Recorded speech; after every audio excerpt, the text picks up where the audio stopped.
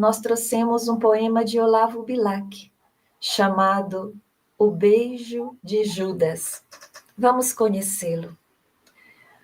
Ouve-se a voz do mestre, ungida de ternura. Amados, eu vos dou meus últimos ensinos. Na doce mansidão dos seres pequeninos, trazei a vossa vida imaculada e pura. O amor há de vos dar todos os dons divinos, eterna irradiação que atinge a mais escura estrada de aflição, de dor e desventura, raio de eterno sol na senda dos destinos. Derramai com piedade a lágrima terrestre, mas eis que Judas chega e lhe diz: salve, mestre, e toma-lhe das mãos, osculando-lhe a fronte. E Jesus, abençoando aquelas almas cegas, responde humildemente: é assim que tu me entregas? Vendo as cortes do céu nas fímbrias do horizonte. Obrigado. Muito bem. Sami, o que a gente pode falar desse poema? Lembrando que está lá no Parnaso, né? Também está no Parnaso. Existem alguns poemas de poetas desencarnados que estão em mais de um livro, mas pode ser encontrado no Parnaso do Além-Túmulo. Olavo Bilac, ele faz um soneto, que é um poema pequenino, rápido, e ele coloca dois momentos. O primeiro momento mostra a amorosidade de Jesus convidando a todos nós, indistintamente, desde sempre, a amar, a ter uma vida pura, a ter uma vida simples, uma vida amorosa, distribuir esse amor no nosso dia a dia. E ele faz um contraste com o surgimento de Judas Iscariotes, no momento em que ele beija Jesus, como um sinal de dizer: esse é o Jesus que vocês procuram. E ele vai preso. Ele faz esse recorte. E nós lembramos logo de Judas, Rubens, como o grande traidor, né? E surgindo aí na Páscoa, ainda existe esse costume, né? De se malhar o Judas no poste, né? Representando. Mas, na verdade, é assim que tu me traz? É uma pergunta que Jesus faz para todos nós. Porque todos nós, como Judas, recebemos a mensagem em algum momento das nossas várias existências. Ninguém ficou sem contato com essa mensagem, com esse convite a viver amorosamente. Ninguém ficou longe desse convite, seja por que meio for. E qualquer um de nós, que mesmo amando Jesus, amando o que ele fala, não consegue fazer o esforço necessário para, domando as suas más inclinações, amar, está, de certa forma, traindo também Jesus.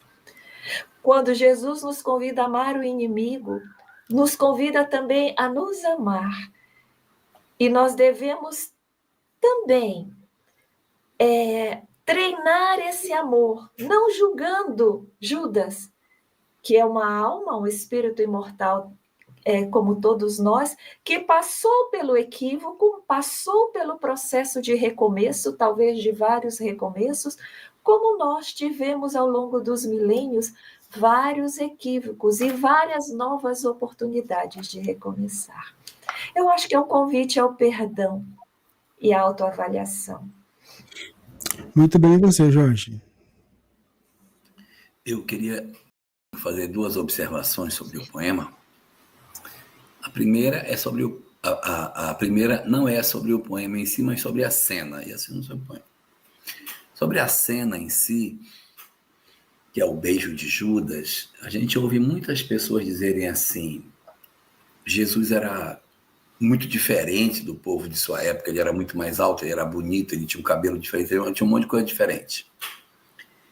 Olha, se ele realmente fosse assim tão diferente das pessoas, era só Judas ter dito: prende o bonitão, né? Mas quando Judas tem que chegar no local e dar um beijo para que eles reconhecessem quem era o mestre, esse é um indicativo de que ele, em princípio, não teria uma característica física tão distintiva que pudesse dispensar que alguém apontasse quem seria ele no meio dos outros.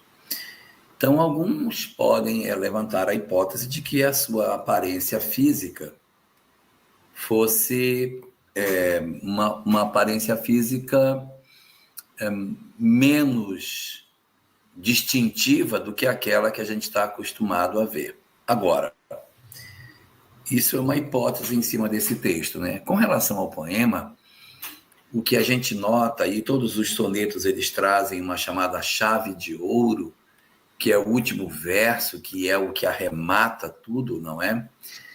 Ele traz aqui como último verso o texto: vendo as coortes do céu nas fímbrias do horizonte. Então, mesmo o Cristo vencido, derrotado, traído, que passaria pela imensa humilhação diante da visão dos homens, é o mesmo que contempla as coortes, ou seja, os exércitos celestes, se movimentando em prol dele. Então, é a visão que muitas vezes nos falta no momento de sofrimento, enxergar que, embora nós não contemplemos as movimentações espirituais em nosso favor, elas existem em virtude da lei de causa e efeito. Então, os nossos companheiros espirituais, os nossos amores, os nossos amados, nossos espíritos benfeitores, eles estão apostos nos nossos momentos de sofrimento, justificando que a gente não se desespere, como muitas vezes a gente fica, como se Deus, por algum motivo, tivesse esquecido de nós. Fica aqui a reflexão de que as coortes celestes estão sempre apostos, mesmo nos momentos em que somos defrontados com a absoluta traição.